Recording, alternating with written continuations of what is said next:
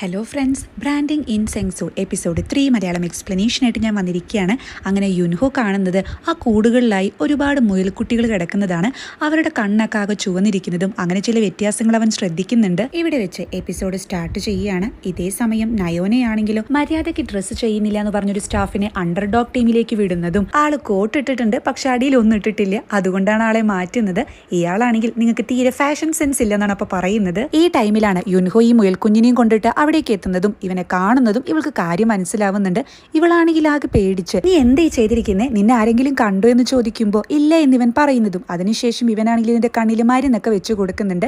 ഇവളാണെങ്കിൽ ഇവന്റെ ഫോണിൽ ഇവനെടുത്ത ഫോട്ടോസ് ഒക്കെ നോക്കുന്നതും ഇവളുടെ ഫോണിലേക്ക് ആ ഫോട്ടോസ് ഒക്കെ സെൻഡ് ചെയ്ത് പിന്നീട് അത് ഡിലീറ്റ് ചെയ്യുന്നുണ്ട്. ഇവനാണെങ്കിൽ അവർ പറഞ്ഞതെല്ലാം നുണയാണ്, അവർ ആനിമൽസിൽ ടെസ്റ്റ് ചെയ്യുന്നുണ്ട്, ഇത് വലിയൊരു പ്രൂഫ് അല്ലേ എന്നൊക്കെ പറയുമ്പോൾ അടുത്ത ആഴ്ച ആ സ്റ്റോർ തുറക്കാൻ പോവുക, അതുകൊണ്ട് ഒരു പ്രശ്നം ഉണ്ടാക്കേണ്ട എന്ന് ഇവള് പറയുന്നത് കേട്ട് അപ്പൊ ഇത് മൂടി വെക്കാനാണോ നിങ്ങൾ പറയുന്നത് ഇവൻ ചോദിക്കുന്നുണ്ട്. ഇവളാണെങ്കിൽ ഇവന്റെ ഫോൺ നിലത്തിട്ട് ചവിട്ടി ബ്രാൻഡിംഗ് എന്ന് പറഞ്ഞ കമ്പനിയുടെ സ്ട്രെങ്ത് പുറത്ത് കാണിച്ച് അതിന്റെ കുഴപ്പങ്ങളൊക്കെ മറച്ചു വെക്കുന്നതാണ്.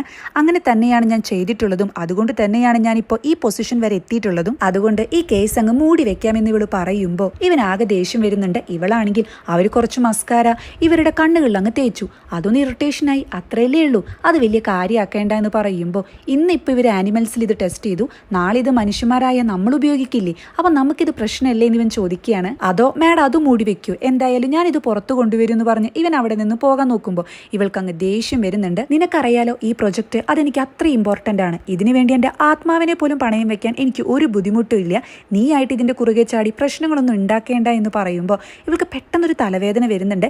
ഇവളാണെങ്കിൽ ഇവനെ ഗെറ്റ് ഔട്ട് അടിക്കുന്നതും ഇവൾക്കാണെങ്കിൽ ഈ തലവേദന കണ്ടിന്യൂസ് ആയിട്ട് വരുന്നുണ്ട്. അതുപോലെ ഇവള് പരസ്പരം ബന്ധമില്ലാത്ത ചില കാര്യങ്ങളൊക്കെ കാണുന്നുണ്ട്. ഇവനാണെങ്കിലോ ഫോട്ടോസ് ഒക്കെ ഡിലീറ്റ് ചെയ്തു എന്ന് അറിയുമ്പോൾ ഇവൾക്ക് ഇത് എന്താ പറ്റിയെന്ന് പറയുന്നതും ആ ടൈമിൽ ഇവനൊരു കോള് വരുന്നുണ്ട്. അതൊരു ലേഡി ആയിരിക്കും. എന്താ നിന്റെ ശബ്ദം വല്ലാതിരിക്കുന്നത്, നിനക്ക് എന്തെങ്കിലും പ്രശ്നമുണ്ടോ, നീ അമ്പലത്തിലേക്ക് വരുന്നുണ്ടോ എന്ന് ചോദിക്കുന്നതും പിന്നീട് അവൻ അങ്ങോട്ട് പോകുന്നതുമാണ് കാണിക്കുന്നത്. ഈ ടൈമിൽ നയോനയാണെങ്കിൽ ഈ ഫോട്ടോസ് ഒക്കെ ഒന്നുകൂടി ചെക്ക് ചെയ്യുന്നതും അതിനുശേഷം കാർ എടുത്ത് നേരെ പോകുന്നത് സിഇഒനെ കാണാനായിരിക്കും. ഇവളാണെങ്കിൽ ആ ഫോട്ടോസ് ഒക്കെ കാണിച്ചു കൊടുത്ത് നിങ്ങളല്ലേ കുഴപ്പമൊന്നുമില്ല എന്ന് പറഞ്ഞത്, അപ്പൊ പിന്നെ ഇതെന്താ എന്ന് ചോദിക്കുമ്പോൾ ആളാണെങ്കിൽ ചിരിച്ചുകൊണ്ട് ആഹാ കൊള്ളാലോ, ഞാനപ്പോ ഫാക്ടറിയിലെ സെക്യൂരിറ്റി കുറച്ചുകൂടി സ്ട്രിക്റ്റ് ആക്കണല്ലേ എന്ന് ചോദിക്കുകയാണ്. ഇവളാണെങ്കിൽ ഈ റിസ്ക് അല്ലാതെ ഇനി എന്തൊക്കെ റിസ്ക് ഞാൻ ഏറ്റെടുക്കേണ്ടി വരും എന്ന് ചോദിക്കുമ്പോൾ ഇവനാണെങ്കിൽ റിസ്കോ, എന്ത് റിസ്ക്, ആൾക്കാരൊന്നും ഇത് ഒരിക്കലും കണ്ടുപിടിക്കാൻ പോകുന്നില്ല, ഇവന്മാരൊക്കെ മണ്ടന്മാരാണെന്നേ കേട്ടിട്ടില്ലേ, നമ്മൾ എന്ത് പറഞ്ഞു കൊടുക്കുന്നു അതേ ഇവര് പാടി നടക്കത്തുള്ളൂ, അതുകൊണ്ട് ഇതൊന്നും പുറത്തു വരില്ലേ എന്ന് ഇയാള് പറയുമ്പോൾ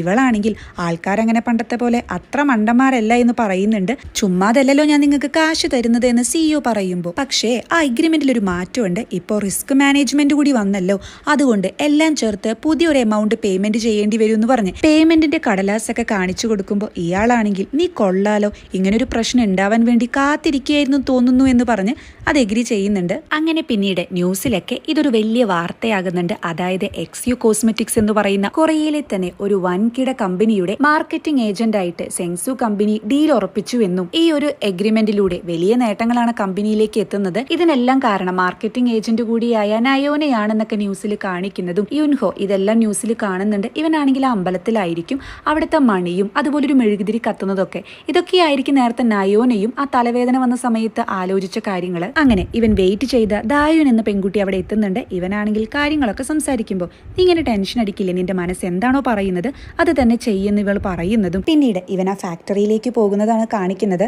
ഇവനാണെങ്കിൽ നടന്ന കാര്യങ്ങളൊക്കെ ആലോചിച്ച് നയോനയെ ഫോണിൽ ട്രൈ ചെയ്യുന്നുണ്ടെങ്കിലും കിട്ടുന്നില്ല. ഇവനാണെങ്കിൽ പിന്നീട് ആ ഫാക്ടറിയിലേക്ക് ചെല്ലുന്നതും അന്നത്തെ ആ സ്റ്റാഫ് ആണെങ്കിൽ താനെന്താ ഇവിടെ, പിന്നെ താൻ അറിഞ്ഞതൊന്നും സത്യമല്ല, ഞങ്ങൾ ആനിമൽസിലൊന്നും ടെസ്റ്റ് ചെയ്യാറില്ല എന്ന് പറയുമ്പോൾ ഇവനാണെങ്കിൽ ഇതൊന്നും കേൾക്കുന്നില്ല. സ്റ്റാഫ് ആണെങ്കിൽ നമുക്ക് ലഞ്ച് കഴിച്ചാലോ എന്ന് ചോദിക്കുമ്പോൾ അന്നത്തെ ട്രിക്ക് ഇനി വില പോവില്ലേ എന്ന് പറഞ്ഞ് ഇവൻ നേരെ പോകുന്നത് അന്നത്തെ ആ റൂമിലേക്കായിരിക്കും. ആ റൂമിന്റെ വാതിൽ തുറക്കുമ്പോഴോ ഇവൻ കാണുന്നത് ശരിക്കും ഞെട്ടിക്കുന്നതായിരിക്കും.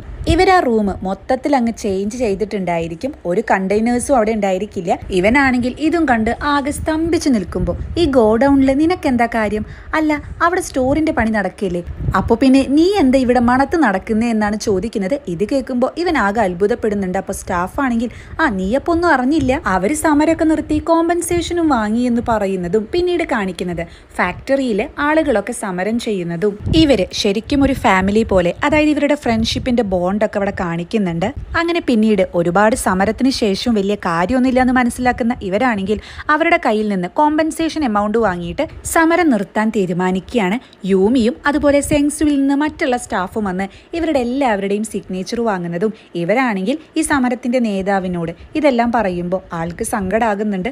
അത് സാരമില്ല, നിങ്ങളുടെ അവസ്ഥ അങ്ങനെ ആയതുകൊണ്ടല്ലേ എന്നൊക്കെ പറഞ്ഞ് ആൾ ഇവരെ സമാധാനിപ്പിക്കുന്നുണ്ട്. അതായത് ആള് സൈൻ ചെയ്ത് കൊടുത്തിട്ടുണ്ടായിരിക്കില്ല. പിന്നീട് മാധ്യമ പ്രവർത്തകരൊക്കെ ഇയാളെ ഇന്റർവ്യൂ ചെയ്യാൻ വരുന്ന സമയത്ത് ചോദിക്കുന്നുണ്ട്, നിങ്ങൾ ഒറ്റയ്ക്കാണോ ഇനി പൊരുതാൻ ഉദ്ദേശിക്കുന്നത് എന്നൊക്കെ.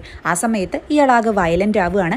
ഈ മീഡിയക്കാരെ അവിടെ നാട്ടി ഓടിക്കുന്ന ടൈമിൽ ആൾ പറയുന്നുണ്ട്, ഇത് ഇന്നും ഇന്നലെ തുടങ്ങിയ ബിസിനസ് അല്ല, ഒരുപാട് ചരിത്രമുണ്ട്, ഞാൻ ഇത് വിട്ടുകൊടുക്കില്ല എന്ന്. നെക്സ്റ്റ് കാണിക്കുന്നത് നയോന ഫേസ്ബുക്കിൽ ഒരു പ്രൊഫൈല് സെർച്ച് ചെയ്യുന്നതും അങ്ങോട്ട് വരുന്ന യൂമിയാണെങ്കിൽ ഫാക്ടറിയിലെ സ്റ്റാഫുകളെല്ലാം ഒപ്പിട്ട് തന്നു, അവർക്കൊക്കെ പേയ്മെന്റ് ബാങ്കിൽ ക്രെഡിറ്റ് ആയിട്ടുണ്ട്, ഇതുപോലൊരു കമ്പനി ഫണ്ട് ഇറക്കാനുണ്ടെങ്കിൽ പിന്നെ എന്താ കുഴപ്പമില്ലെന്ന് ഇവള് ചോദിക്കുമ്പോൾ അവര് ജീവിതാവസാനം വരെ ആ ഷൂ കമ്പനിയിൽ വർക്ക് ചെയ്ത എന്തോരം പൈസ കിട്ടും, അതിനേക്കാൾ കൂടുതലാണ് നമ്മൾ ഓഫർ ചെയ്തതെന്ന് നയോന പറയുമ്പോൾ യൂമിയാണെങ്കിൽ പക്ഷേ അവരുടെ യൂണിയൻ നേതാവ് അയാൾ മാത്രം സൈൻ ചെയ്ത് തന്നില്ല, അയാള് തന്നെ സമരം ചെയ്യുന്നൊക്കെ പറയുന്നത്, എന്താ ചെയ്യുമെന്ന് ചോദിക്കുമ്പോൾ നീ ഇപ്പോഴും ഒരു ടീമിന്റെ ലീഡറായിട്ടും എല്ലാ കാര്യങ്ങളും ഞാൻ വേണോ പറഞ്ഞു തരാൻ എന്ന് ഇവള് ചോദിക്കുന്നുണ്ട്. അപ്പോൾ യൂമിയാണെങ്കിൽ നമ്മൾ എന്താ ചെയ്യുക, അയാൾക്ക് കാശ് കൊടുക്കാന്ന് പറഞ്ഞു, അതും എത്ര വേണമെങ്കിലും, പക്ഷെ ആള് സമ്മതിക്കുന്നില്ല എന്ന് പറയുമ്പോൾ സമ്മതിക്കുന്നില്ലെങ്കിൽ അയാൾക്ക് പ്രഷ്യസ് ആയിട്ടുള്ള എന്തെങ്കിലും ഉണ്ടായിരിക്കില്ലേ, അത് അയാൾക്ക് നേരെ തന്നെ ഉപയോഗിക്കണമെന്ന് പറയുന്ന നയോന, നീ ഇങ്ങനെ പോവുകയാണെങ്കിൽ ഇതേ ടീമിൽ തന്നെ ക്യാപ്റ്റനായി നിൽക്കേണ്ടി വരും, ഒരു മാറ്റം ഉണ്ടാവില്ല എന്നൊക്കെ പറഞ്ഞ് കുറച്ച് താഴ്ത്തി കെട്ടി സംസാരിച്ചിട്ടാണ് അവിടെ നിന്നും പോകുന്നത്. യൂമിക്കാണെങ്കിൽ അത് ശരിക്കും വിഷമുണ്ടാക്കുന്നുണ്ട്. ഇവൾ എന്ത് സാധന എന്ന് പറയുന്ന ടൈമിലാണ് അങ്ങോട്ട് വരുന്ന മിസ്റ്റർ നാം ഇവളിങ്ങനെ വിഷമത്തിൽ നിൽക്കുന്നത് ശ്രദ്ധിക്കുന്നതും ആള് നൈസായിട്ടൊരു കുത്തിത്തിരിപ്പ് ഉണ്ടാക്കാൻ ശ്രമിക്കുന്നുണ്ട്.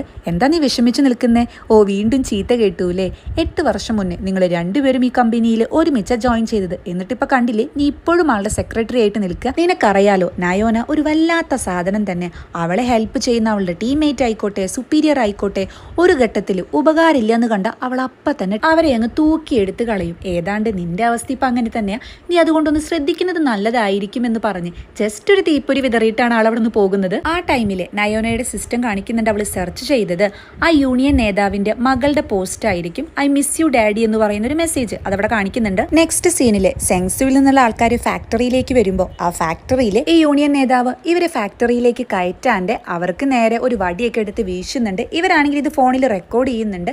ആ ടൈമിലാണ് അവിടേക്ക് നയോന എത്തുന്നതും ഇവളാണെങ്കിൽ വെറുതെ ഒന്നും അല്ലല്ലോ വാങ്ങുന്നത്, എല്ലാവർക്കും അത്യാവശ്യം കോമ്പൻസേഷൻ എമൗണ്ട് കൊടുത്തിട്ടുണ്ട്, വേണമെങ്കിൽ നിങ്ങൾക്കും എത്ര വേണമെങ്കിലും തരാമെന്ന് പറയുമ്പോൾ കാശ് കൊടുത്താൽ എല്ലാം വാങ്ങാൻ പറ്റുമോ, അങ്ങനെയാണോ നിങ്ങൾ വിചാരിച്ചിരിക്കുന്നത് എന്നാണ് ഇയാൾ തിരിച്ച് ചോദിക്കുന്നത്. ഇവളാണെങ്കിൽ കാശ് കൊടുത്താൽ എല്ലാം ഒന്നും വാങ്ങാൻ പറ്റില്ല, പക്ഷേ നിങ്ങളുടെ ഫാമിലിനെ തിരിച്ചു കൊണ്ടുവരാൻ പറ്റുമെന്ന് ഇവൾ പറയുന്നത് കേട്ട് ഇയാളൊന്ന് ഞെട്ടുന്നുണ്ട്. അതായത് ഇയാളുടെ ഫാമിലി ഇയാളായിട്ട് സെപ്പറേറ്റഡ് ആയിട്ടാണ് താമസിക്കുന്നത്. ഇവളാണെങ്കിൽ ഈ കാശ് നിങ്ങളെടുത്ത് നിങ്ങൾ നിങ്ങളുടെ ഫാമിലിയുടെ കൂടെ മര്യാദയ്ക്ക് ജീവിക്കാൻ നോക്ക്, നിങ്ങളുടെ മകൾ നിങ്ങളെ നന്നായി മിസ് ചെയ്യുന്നുണ്ടെന്ന് പറയുമ്പോൾ ഇയാൾക്ക് ശരിക്കും ദേഷ്യം വരുന്നുണ്ട്. ഇയാളാണെങ്കിൽ ഇയാളുടെ കയ്യിൽ കത്തിയെടുത്ത് ഇവൾക്ക് നേരെ വീശുന്നുണ്ട്. ആ ടൈമിലാണ് അവിടേക്ക് യുൻഹോ ചാടി വന്ന് ഇയാളെ പിന്തിരിപ്പിക്കുന്നതും ഇയാൾ കൈ വീശുന്ന ടൈമിൽ അത് യുൻഹോയുടെ നെറ്റിയിൽ കൊണ്ട് മുറിയുന്നുണ്ട്. ഇയാളാണെങ്കിൽ യുൻഹോയ്ക്ക് പരിക്ക് പറ്റുമ്പോൾ ഒന്ന് ടെൻഷൻ അടിക്കുന്നുണ്ട്. ആ ടൈമിൽ ഇതെല്ലാം റെക്കോർഡ് ചെയ്യുന്നുണ്ടെന്ന് ഈ ടീംമേറ്റ്സ് പറയുമ്പോൾ ഇയാൾ അവിടെ നിന്ന് പേടിച്ചോടുന്നതും ആ ഓട്ടം കണ്ട് ഇവൾ അങ്ങ് ചിരിക്കുകയാണ്. ഇത് കാണുന്ന യുൻഹോയാണെങ്കിൽ ചിരിയിലൊരു പന്തികേട് തോന്നി, ഇതെല്ലാം നിന്റെ പ്ലാൻ ആയിരുന്നു എന്ന് ചോദിക്കുകയാണ്. ഇവളാണെങ്കിൽ ശരിക്കും നീ ഈ സ്ക്രിപ്റ്റിലേ ഉണ്ടായിരുന്നില്ല, പക്ഷെ പെട്ടെന്നാണ് നീ ചാടി വീണത്. ഇത്രയും വർക്കേഴ്സിനെ ഇവിടെ നിന്ന് ഒഴിയിപ്പിക്കുക എന്ന് പറഞ്ഞാൽ അതത്ര എളുപ്പമൊന്നുമല്ല, നല്ല പണിയെടുക്കേണ്ടി വരും, നല്ല കോമ്പൻസേഷൻ എമൗണ്ടും കൊടുക്കേണ്ടി വരും. എന്നാൽ എക്സ്യു കോസ്മെറ്റിക്സിന് അതിന് താല്പര്യമില്ല, അവർ എമൗണ്ട് കൊടുക്കത്തേ ഇല്ലെന്ന് എനിക്കറിയായിരുന്നു. അപ്പോൾ പിന്നെ എന്ത് ചെയ്യും, എന്തെങ്കിലും ഒരു വഴി കണ്ടുപിടിച്ചല്ലേ പറ്റൂ. ആ ടൈമിലാണ് കറക്റ്റായിട്ട് നീ വരുന്നതും അവരുടെ സീക്രട്ട് കറക്റ്റായിട്ട് എൻ്റെ കയ്യിൽ കൊണ്ട് എത്തിക്കുന്നതും. അത് വെച്ച് എക്സ്യുക്കാരനെ ഞാൻ ഭീഷണിപ്പെടുത്തി, അതുകൊണ്ട് തന്നെ അത്യാവശ്യം പേയ്മെന്റ് കിട്ടി. നീ കാരണം ഇപ്പോൾ അവർക്ക് നല്ലൊരു കോമ്പൻസേഷൻ എമൗണ്ട് കിട്ടിയത്. അതായത് നേരത്തെ CEO ചോദിച്ചിരുന്നല്ലോ, ഞങ്ങളുടെ ഭാഗത്ത് നിന്ന് എന്തെങ്കിലും ഒരു മിസ്റ്റേക്ക് വരാൻ താൻ കാത്തിരിക്കുകയായിരുന്നോ ഇതുപോലെ ഞങ്ങളിൽ നിന്ന് കാശ് വാങ്ങാനെന്ന്. അത് കറക്റ്റ് ആയിരുന്നു. ഇവൾ അതിനു വേണ്ടിയിട്ട് തന്നെയാണ് യുൻഹോനെ നിയമിച്ചതും. ഇവൾക്കറിയായിരുന്നു യുൻഹോ ഇവരെ പറ്റി എന്തെങ്കിലും ഒരു മിസ്റ്റേക്ക് കണ്ടുപിടിച്ചു വരുമെന്നും അത് വെച്ച് വിലവേശാന്നു. അങ്ങനെ ഈ ഡയലോഗൊക്കെ അടിച്ച് ഇവള് കൂളായി പോകുന്ന സമയത്ത് യുൻഹോയാണെങ്കിൽ ഉറക്കെ ചോദിക്കുന്നുണ്ട്, അപ്പോൾ അവർ ആനിമൽസിൽ ടെസ്റ്റ് ചെയ്തത് ഒരു കുഴപ്പമില്ല, ആനിമൽസിന്റെ ഓയിൽ അവർ യൂസ് ചെയ്യുന്നുണ്ട്, നമ്മൾ ഇതിനെതിരെ പ്രതികരിച്ചില്ലെങ്കിൽ ശരിയാവില്ലല്ലോ ആണല്ലോ എന്ന് ചോദിക്കുമ്പോൾ ഇവളാണെങ്കിൽ കൂളായി നീ എന്തൊക്കെയായി പറയുന്നേ, എനിക്ക് മനസ്സിലാവുന്നില്ല എന്ന് അറിയാത്ത പോലെ ചോദിക്കുകയാണ്. അതായത് ആൾ നേരെ പ്ലേറ്റ് മാറ്റുന്നുണ്ട്. ഇത് കേട്ട് ഇവൻ ആകെ സ്തംഭിച്ച് നിൽക്കുന്നിടത്ത് വെച്ചാണ് എപ്പിസോഡ് 3 അവസാനിക്കുന്നത്.